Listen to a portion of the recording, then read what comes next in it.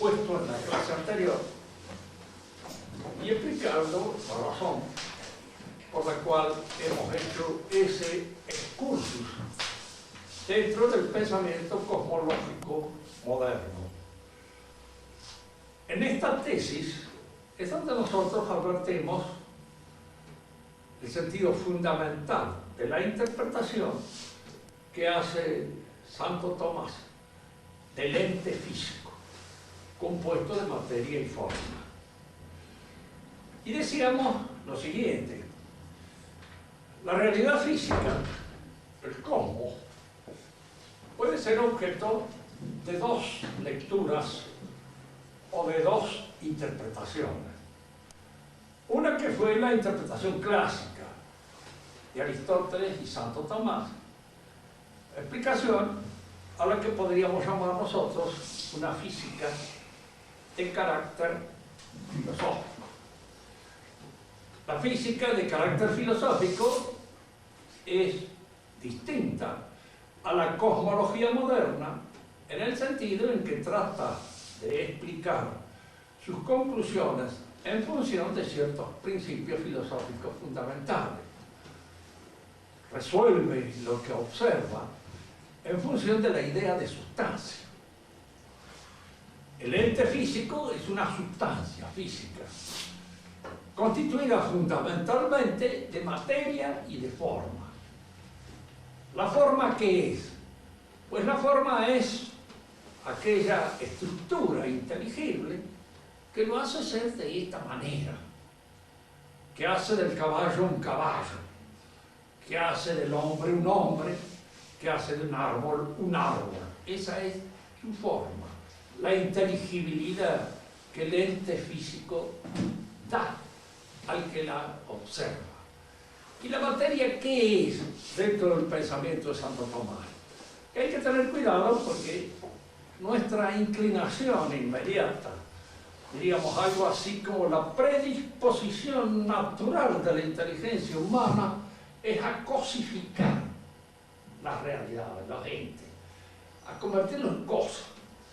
La materia para nosotros es aquello que tiene consistencia, presencia, capacidad de presentarse y en alguna manera de resistir a la presión, de ofrecerse a la vista como algo compacto. Pero en el terreno filosófico esto es una cosa, es una realidad.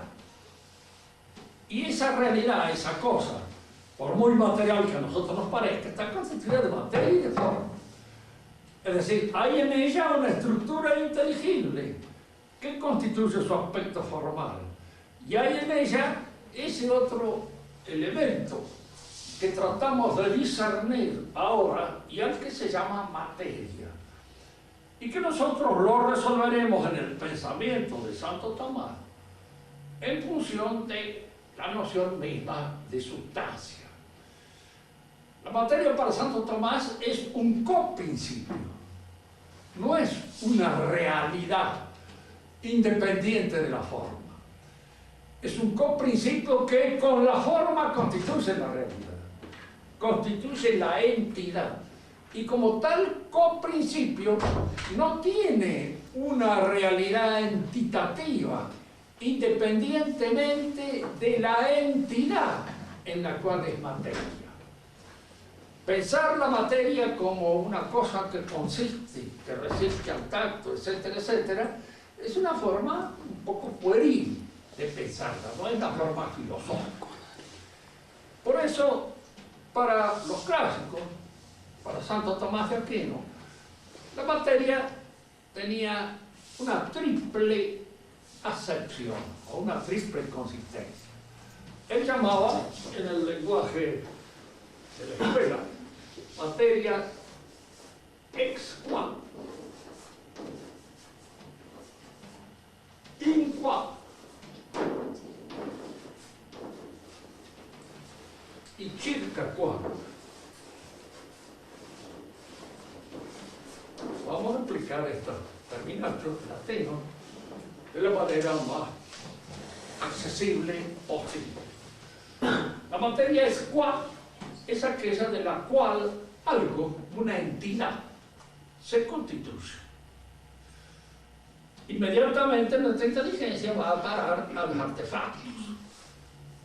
Decimos, hacemos un escritorio de madera. Pero resulta que la madera es también a su vez un ente físico. Es una realidad constituida de materia y forma.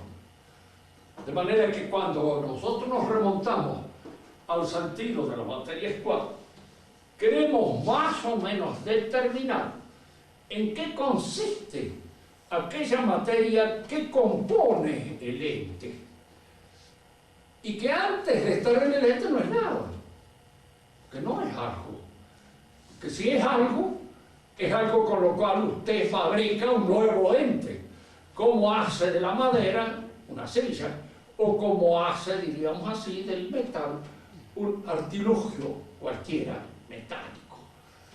Esa materia es materia en el uso que nosotros le damos.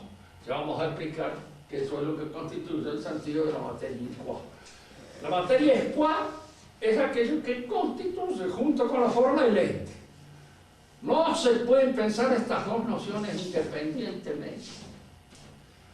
Porque si se pensaran independientemente, habría una forma que se realiza en la materia y que se realizaría independientemente de la materia, lo cual es absurdo. Y habría una materia en la cual viene luego una forma a impostarse. Fíjense, para que más o menos podamos guiarnos en este problema. Cuando Platón explica la consistencia del universo, para él, el demiurgo que fabrica este universo, lo fabrica con dos elementos preexistentes. Uno es la materia, informe, el caos, que en griego es curioso, la palabra caos viene del verbo jairo, jaireo, pejaireka, que quiere decir bostezar. De manera que el caos es esa especie de apertura que se abre cuando uno abre la boca para bostezar. Es informe, es lo que no tiene todavía una constitución formal. Pero en el pensamiento de Platón, esta materia preexiste a la acción del demiurgo, a la acción del Dios fabricador del universo, tal como Platón lo concibe. Preexiste, es decir, tiene corporalidad, tiene una existencia efectiva. Él no habla de existencia, ¿no? Porque dejémoslo de este lado, ¿no? Simplemente esto preexiste. Y en cierto modo el demiurgo, con el pensamiento puesto en esas formas eternas que su inteligencia percibe en ese mundo trascendente, en ese mundo puramente inteligible, con su mente puesta en esas formas, va imponiéndole a la materia las cosas. Entonces aquí, la construcción o la fabricación del mundo tiene todas las características de una construcción o una fabricación de un demiurgo o de un artista humano.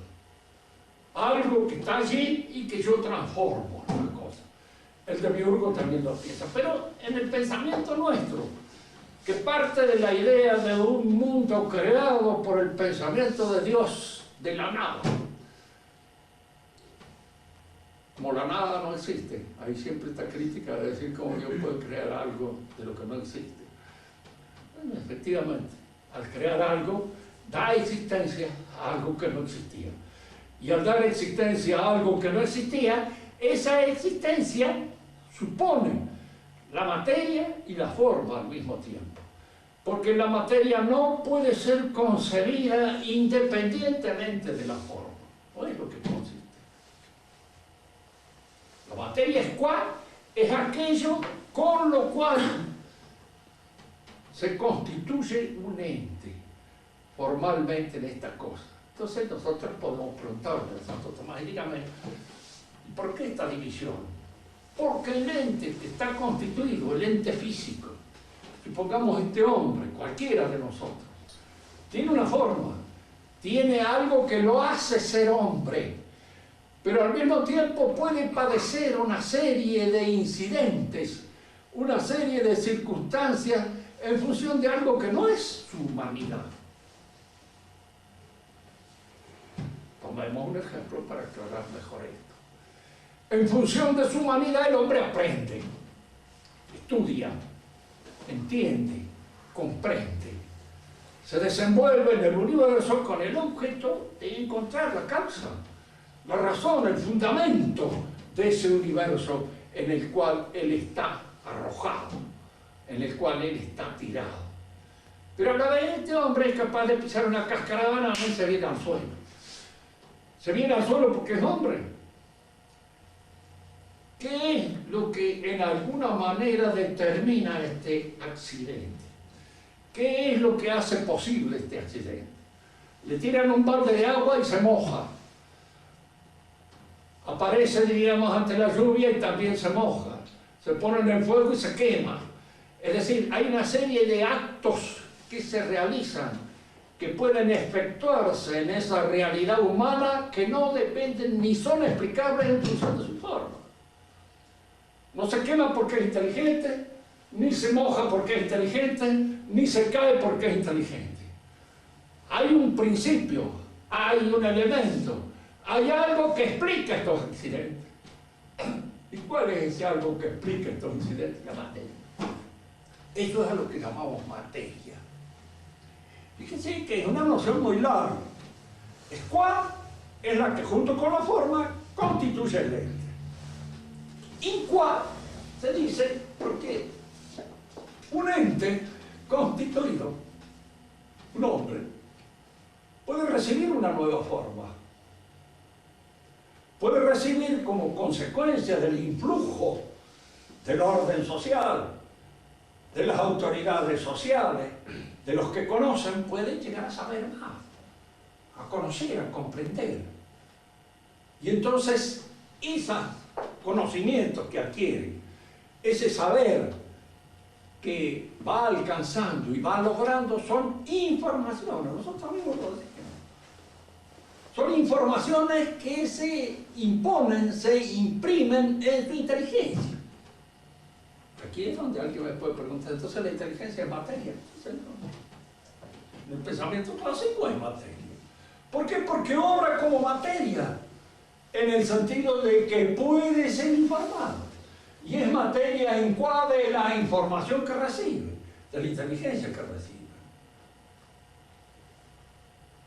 Entonces me podría decir alguien, Marta tiene razón, porque Marta hablaba de que todo era materia. Y si en alguna manera todo puede ser informado, puede recibir una información, todo es materia. Entonces podemos decir, sí, si Marx utilizaba en ese sentido, el sentido clásico de lo que era materia. Nada más que él convertía la explicación total del ente físico a partir de un monismo, la materia única. Y ahí es donde caía en alguna contradicción.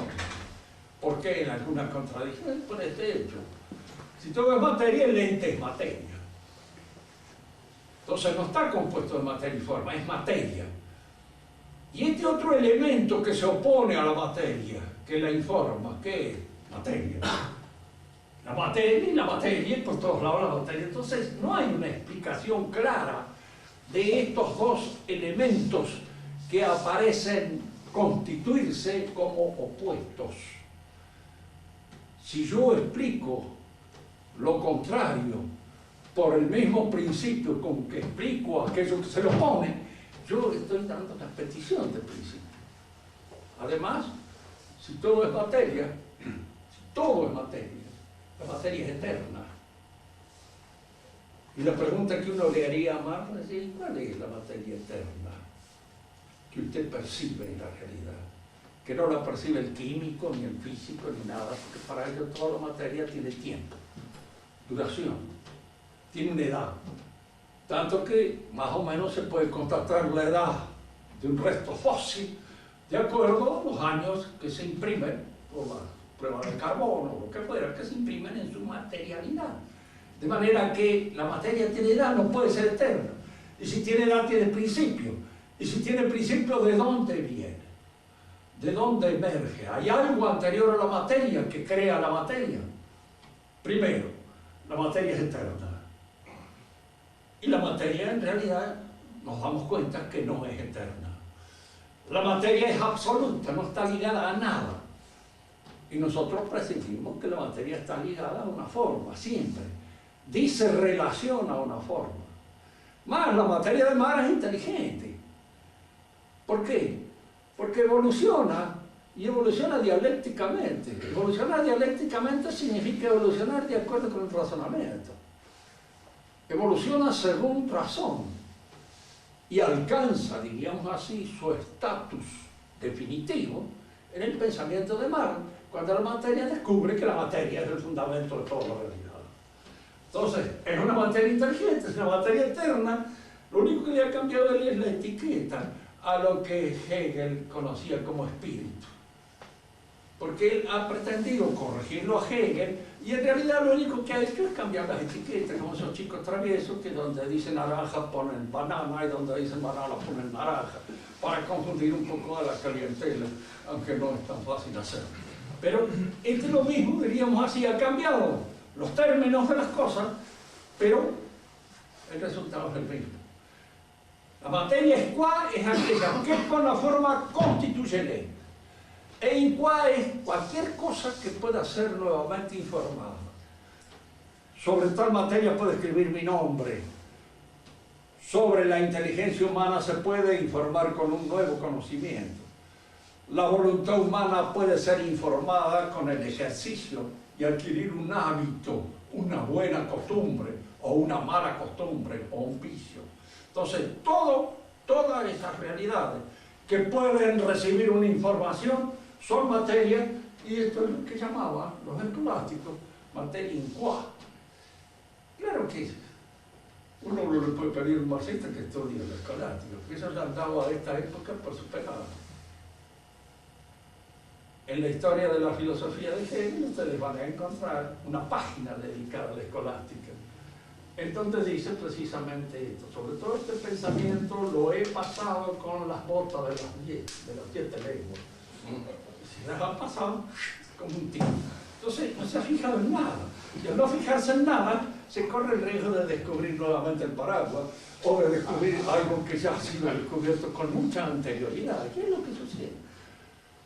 Yo he sido formado en el pensamiento moderno, y para decirlo concretamente, en primer lugar en el positivismo.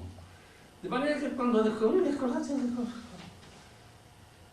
estábamos nosotros pensando de que habíamos descubierto América, y resulta que esto estaba hace mucho tiempo conocido, y mejor conocido. Es decir, con un trabajo mucho más escrupuloso, mucho más minucioso y mucho más prolijo que el que hace la filosofía moderna al pasar por encima de todas estas cosas, comenzar con las botas de las 7 lenguas. Y después aparece lo que se llama materia Chilcacuán. La materia Chilcacuán es aquello acerca de lo cual en un momento determinado obra una disposición. Tomemos un ejemplo caro a los abogados. La materia de la justicia es el derecho. Entonces, el derecho de cada uno es materia de la disposición justa. Obro justamente cuando le concedo a este, según su derecho, el derecho que le corresponde, el derecho que tiene. Y ese derecho de este con respecto a mi actitud es materia Chilcacuán. Es decir, es la materia acerca de la cual obra u opera mi disposición. Y a eso se llama materia Chilcacuán. Nosotros cuando usamos en el lenguaje común, ¿qué estás estudiando? ¿Qué materia estás estudiando? Tal cosa. Es materia, eso claro, es materia Chilcacuán, es materia acerca de la cual él está estudiando. Está realizando un estudio. Y eso se convierte en materia del estudio. Posteriormente, esa información recibida pasa a formar parte de nuestro conocimiento. Se convierte en nuestro conocimiento en ciencia, en saber, y esta es una nueva información que recibe nuestro intelecto, en tanto el intelecto también es materia capaz de recibir información.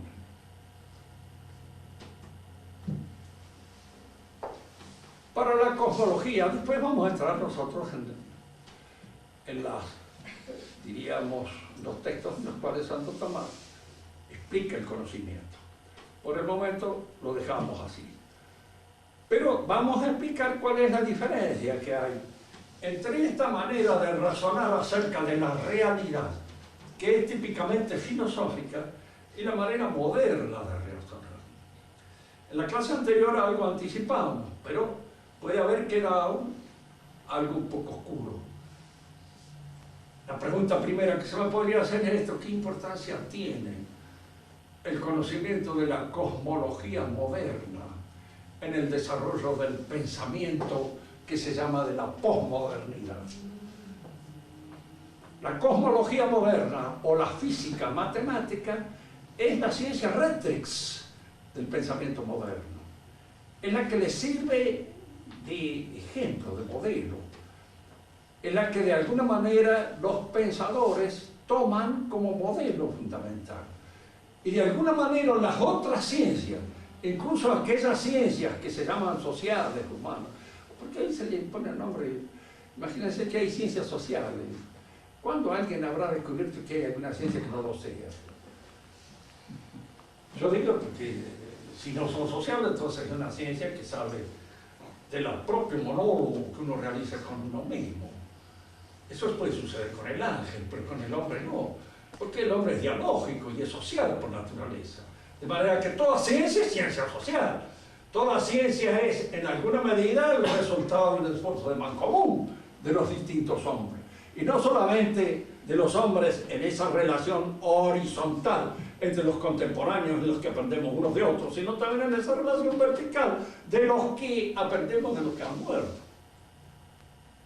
Retirada la paz de estos desiertos con pocos pero buenos libros juntos, vivo en conversación con los difuntos y uno en mi voz y a los muertos.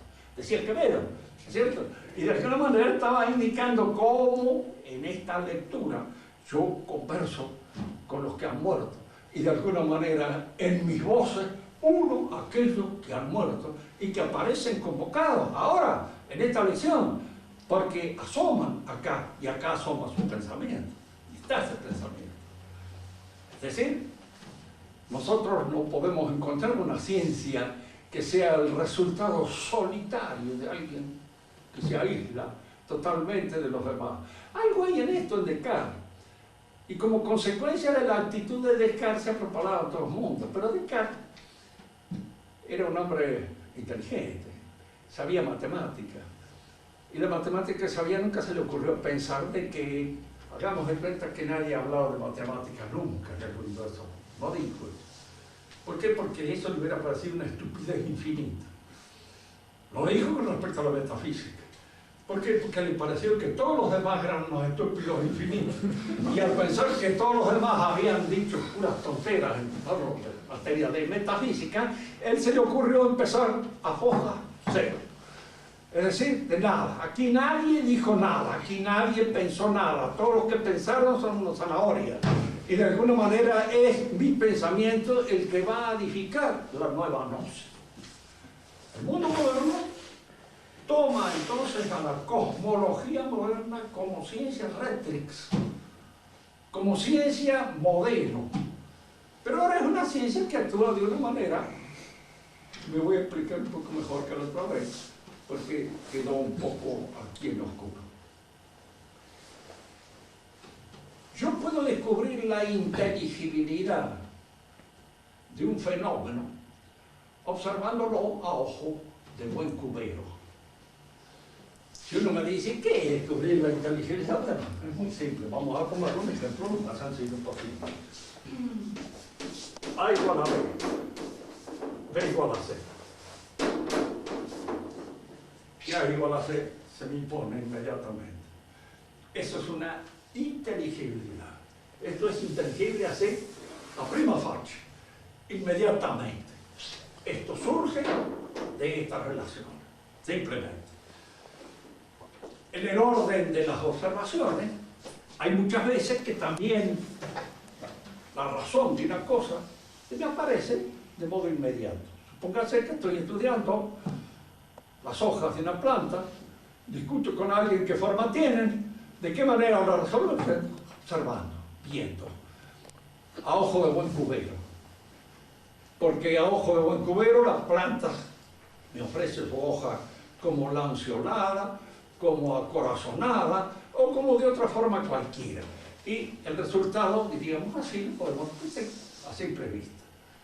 Un médico habla con otro, pueden estar, diríamos así, en contradicción con respecto al diagnóstico que hacen con la enfermedad, pero la enfermedad de alguna manera se manifiesta en una serie de síntomas, que son palpables, observables, visibles, sea a ojo de buen cubero o a través de un aparato, como puede ser una radiografía o lo que fuera. Pero estos son los elementos que tenemos para la observación y la inteligibilidad surge de esa observación inmediata.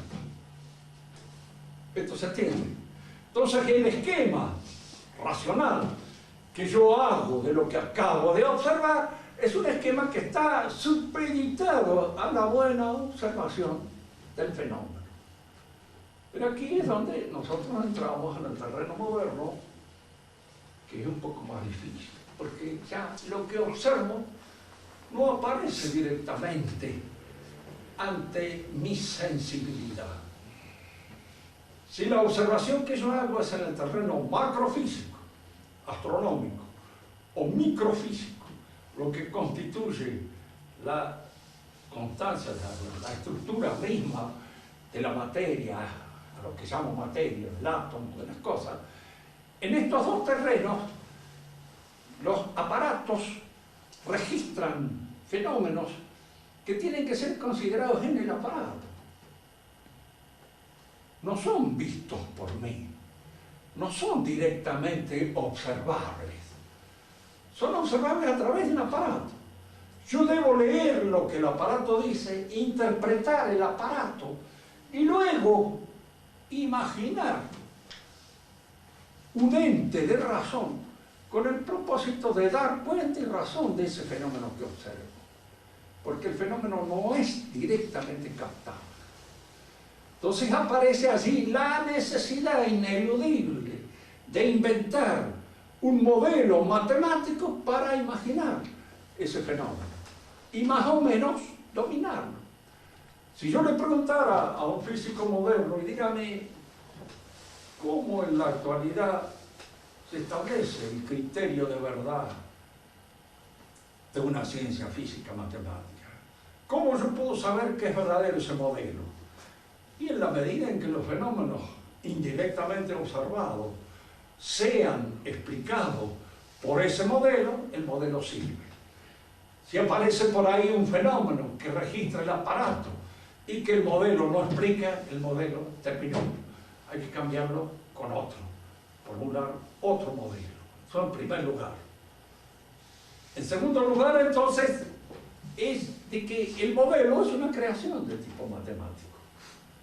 No surge espontáneamente, así como surge la explicación de esto, de la observación directa de la cosa, porque la cosa no es observable directamente. Es decir, estos modelos no se critican, es decir, nosotros decimos no estamos en contra de este modelo, todos seguirán imponiéndose en la medida en que hay una serie de fenómenos que no son directamente observables y que solamente pueden ser observados a través de un aparato, y ese aparato tiene que tener una interpretación por parte mía. Es decir, tengo que tener un conocimiento teórico de la construcción del aparato para saber qué es lo que el aparato observa y qué es lo que el aparato ve, y luego hacer una composición o dar una explicación de esos fenómenos registrados por el aparato, pero esta explicación es modelar, es decir, es invención de la mente matemática, es creación matemática. Galileo sospechaba esto. Fíjese que su choque con la Iglesia es por esto. Si el mundo es un aparato, un artilugio, un mecanismo, la providencia disuena. Ustedes piensen que puede ser la providencia en un reloj. Si no anda bien, lo tira. Es decir, si hace milagros, lo tira. Si el reloj resulta que cuando aparece la amada de mi corazón empieza a acelerarse de una manera tan rápida y pasa, me hace un mal trabajo. Entonces, si el mundo o el universo era un aparato, la providencia divina no tenía mucho que hacer. Porque para el pensamiento tradicional clásico, el universo está sostenido por la inteligencia y la voluntad de Dios, como está el discurso sostenido por la inteligencia y la voluntad del orador. Fíjense que este es el elemento más parecido. ¿Por qué? Porque el orador muy bien sigue leyes. Tiene que hablar su idioma bien hablado, organizar sintácticamente sus periodos, organizar lógicamente sus argumentaciones, todo eso son leyes, pero puede alterarlas. Si quiere de alguna manera hacer que un aspecto de su discurso resulte más claro que otro, y entonces lo altera. ¿Por qué? Porque el discurso está dominado por su inteligencia y su voluntad.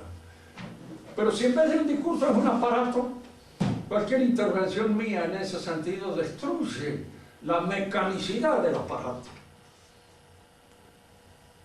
Cuando, siguiendo a Newton, interviene Kant en el pensamiento europeo, él acepta que la interpretación que hace Newton del universo es la última palabra. Y sé que con él empieza esto de la última palabra. Si esta es la última interpretación, todo lo demás queda caduco. Y si esta es la última interpretación, el universo, el mundo, tal como aparece ante nuestra consideración, es un modelo matemático de fabricación humana. Y esto es lo que Kant nos va a decir. Y va a tratar de explicarlo de la manera, diríamos, más racional posible, dando también una interpretación según un modelo explicativo, de acuerdo con estos otros modelos matemáticos. Muy bien. Admitamos de que no hay más remedio para ciertos fenómenos que aplicar esta forma de pensamiento de tipo matemático, de tipo modelar. Pero usted traslade esta forma de pensar a las cosas de las realidades humanas. Y entonces van a ver surgir los modelos así. Van a ver surgir eso que se llama la ideología, que es una invención moderna. El mundo antiguo no la conoció. El mundo medieval tampoco la conoció. Recién aparece un ideólogo, el Marsilio de Padua, que es el primer ideólogo posiblemente del mundo moderno.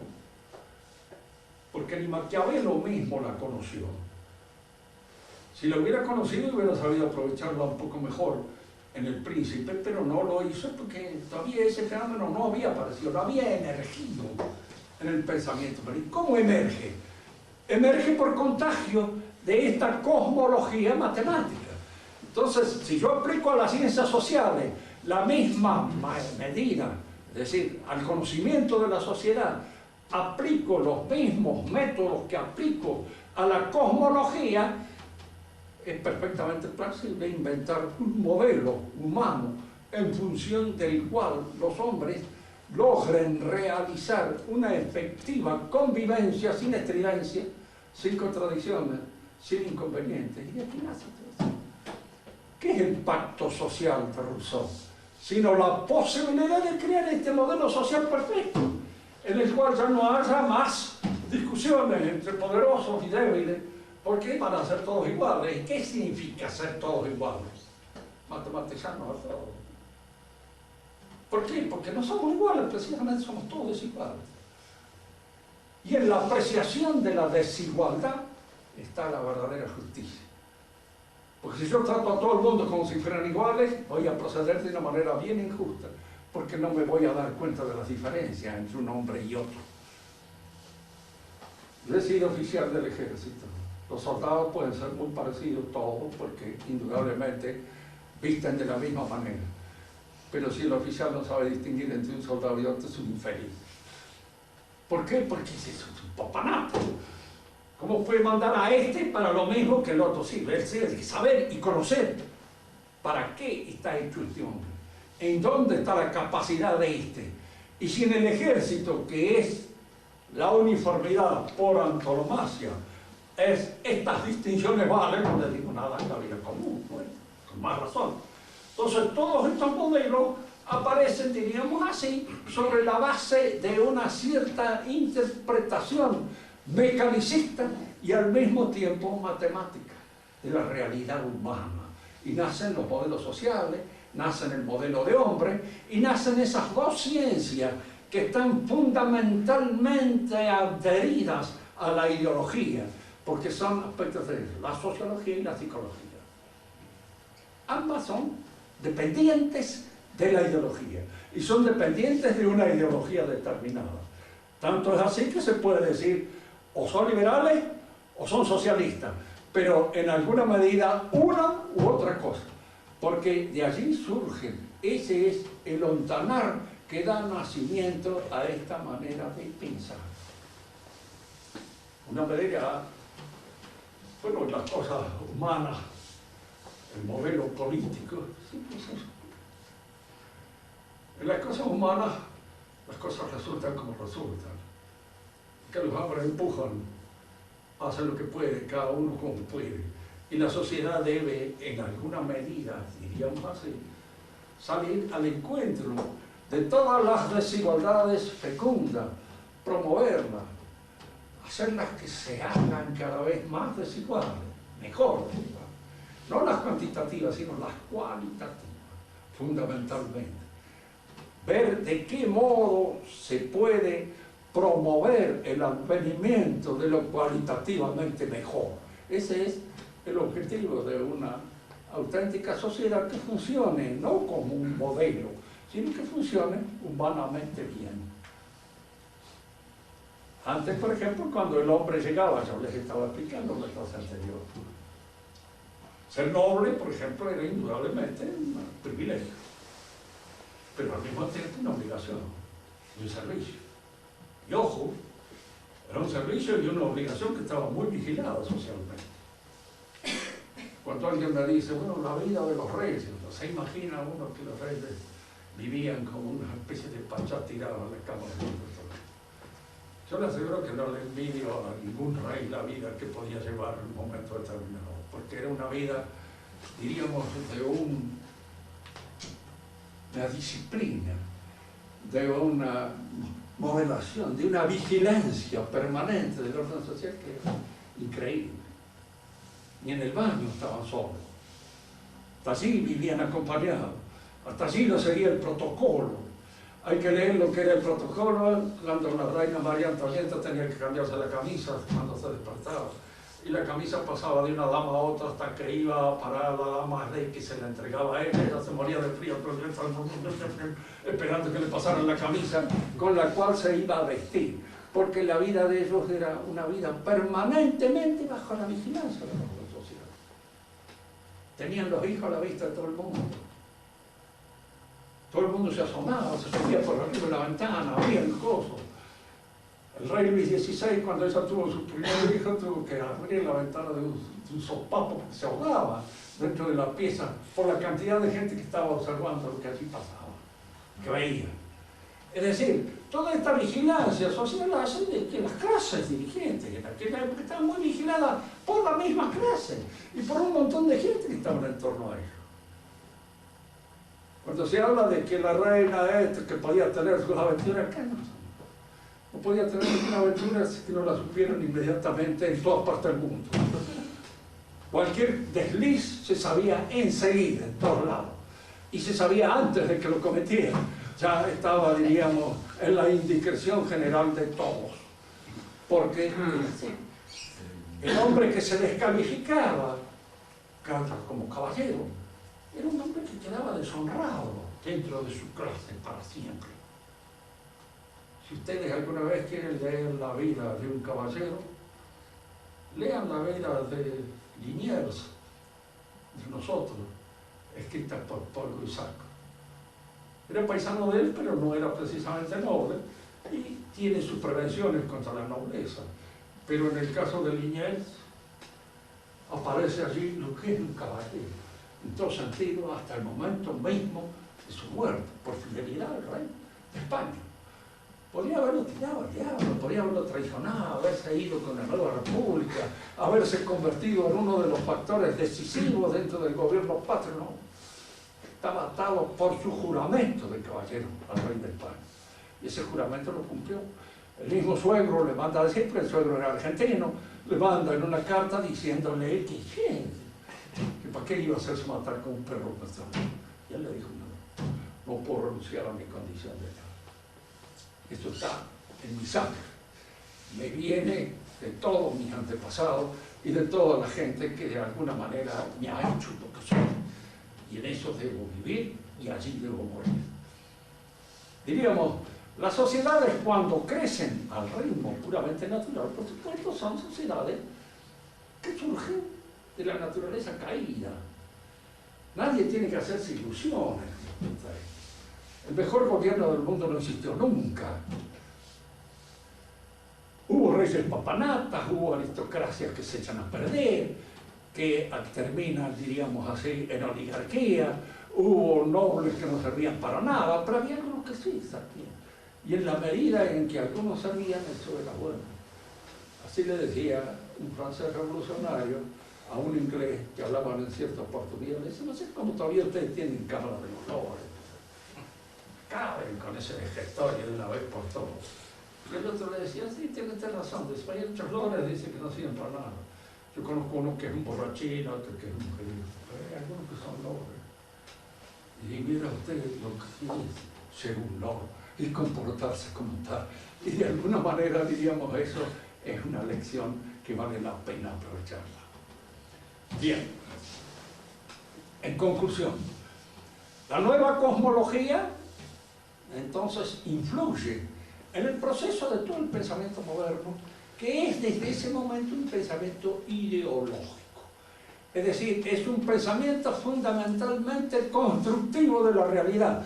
Y al ser constructivo de la realidad en su interpretación cósmica, es constructivo de los distintos modelos sociales, distintos modelos de hombre que se ama.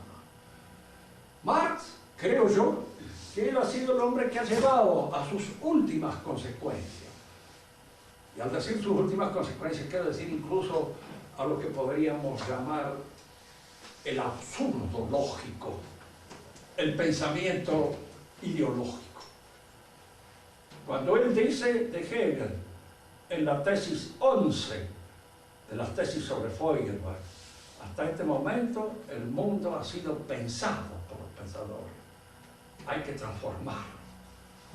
Es decir, esa idea constructiva del universo, esa idea puramente ideológica que del universo ha dado Hegel, nosotros la tenemos que convertir en la revolución social, en la transformación efectiva del hombre, para hacer que efectivamente esa idea se realice, ese modelo se imponga y ese modelo se establezca definitivamente en la humanidad. El pensamiento tradicional, por ejemplo la física, no pretende dar una interpretación de todas las apariencias sensibles del orden físico. Entra en la consideración del ente físico y trata de dar una interpretación del ente físico en función de su constitutivo sustancial, apelando a la noción de sustancia. Santo Tomás dice incluso de que hay distintos modelos. Ya en la época de Santo Tomás, siglo XIII, se sabía eso, que hay distintos modelos que interpretan las realidades sensibles. Está el ptolomeico, estaban en esa época el de Aristóteles, estaba el de Platón, había varios. Todos esos podían ser, y no podían ser. Santo Tomás dijo, son modelos con los cuales se da una interpretación de las apariencias sensibles del mundo. ¿Cuál de ellos es el que se impone? Ninguno. ¿Por qué? Porque todos pueden ser cambiados en cuanto se observen otros aspectos que no están incluidos en esa modelación, en esa observación. Esto es lo que constituye una y otra cosmología. La cosmología de Santo Tomás es muy simple. Se puede hoy razonar a través de eso, hablando de la materia y de la forma, en el sentido en que él mismo lo habló. Y las cosmologías modernas, las cosmologías fundadas en la ciencia física y matemática, cambian permanentemente como consecuencia del cambio de la observación de los fenómenos según la invención de algunos aparatos que antes no se conocían y que hoy me permiten ver ciertas cosas que antes no se veían. Si ustedes necesitan aclarar algún aspecto en esto que hemos dicho, les voy a agradecer que lo hagan, porque en este momento estoy en posesión de un aparato nuevo y oigo como un tísico. De cualquier manera, hablen con la mayor claridad posible. A ver, Clarita.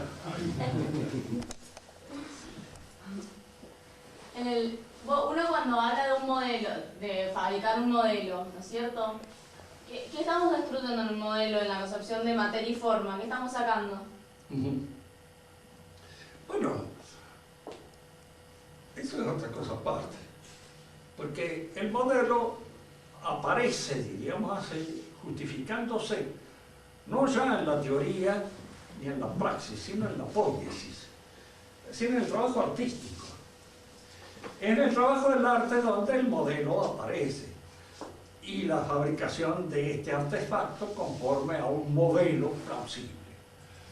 Por eso cuando Marx dice que la teoría está sometida a la praxis, él está hablando de la poiesis, no de la praxis ni de la teoría, porque no es que Marx no supiera griego, ¿no? Sabía mucho mejor que yo. Había ido a un lindo colegio donde se pagaba y estaba bien provisto de todos los conocimientos, diríamos, que eran necesarios, sino simplemente porque en griego mismo estas palabras pueden tomar distintas acepciones según la tradición filosófica en la cual se inscriben. La poiesis es todo lo que corresponde al trabajo que el hombre realiza sobre la realidad, técnico o artístico. Y entonces, en la poiesis, en el acto poético, hay una primera función modelar. Este hace el modelo de una casa y después la construye. Indudablemente, el modelo de la casa que él fabrica tiene que ser posible de ser construido.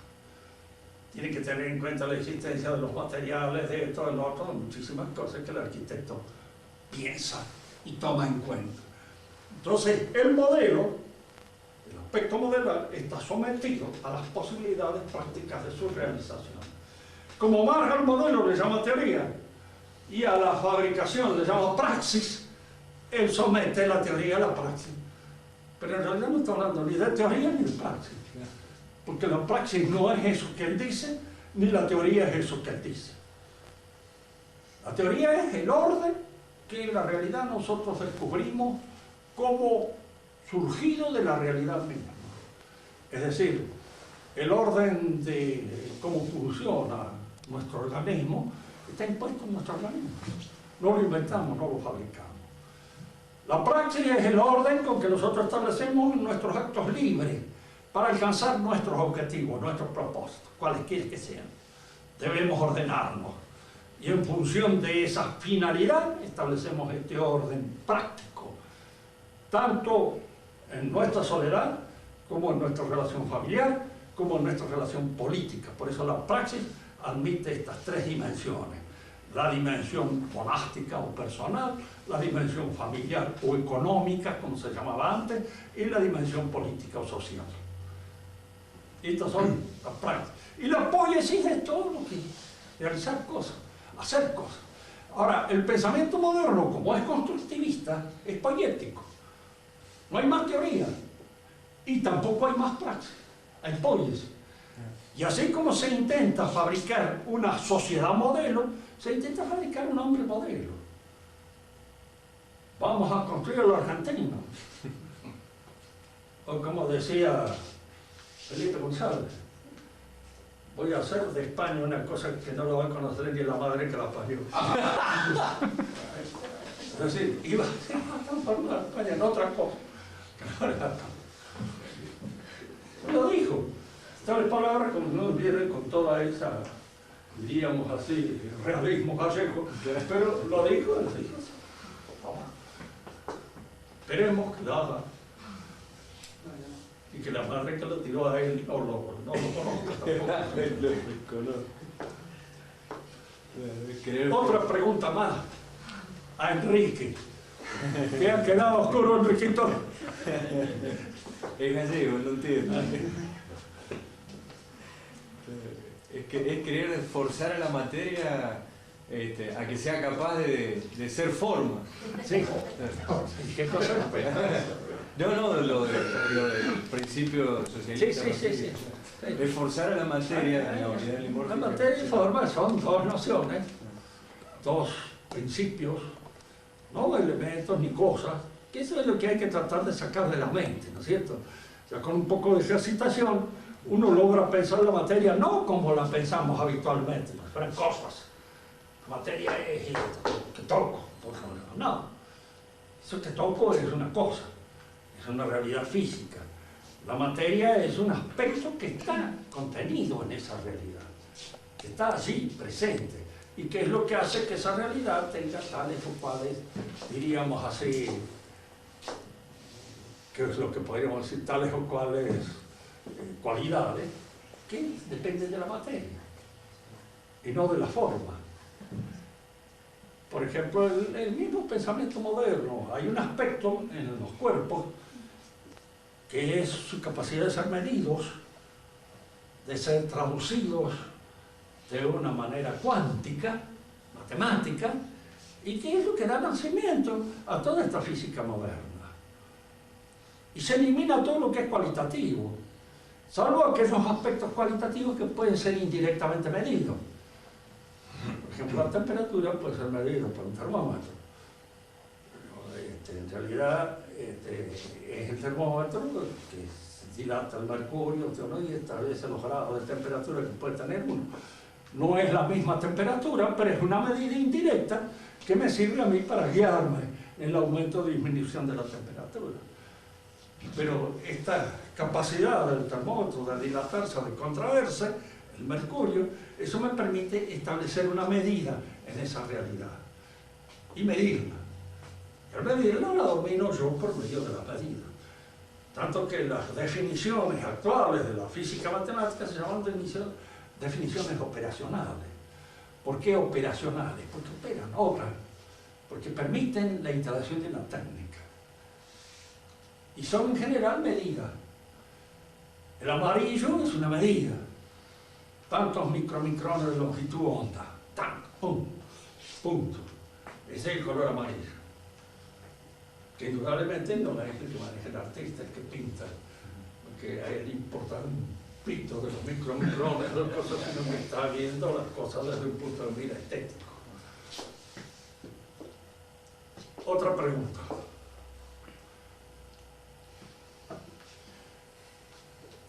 Si el modelo no responde a la realidad. ¿Cómo? Si el modelo Sí. no está sacado a la realidad, no responde a la realidad. ¿Cómo se explica la inadecuación del modelo a la realidad? Pues bueno, lo que pasa es esto.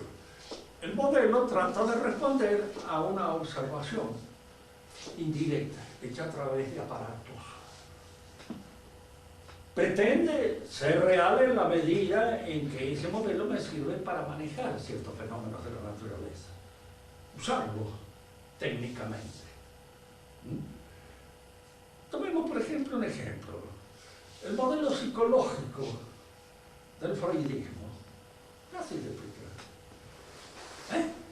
Porque es casi mecánico.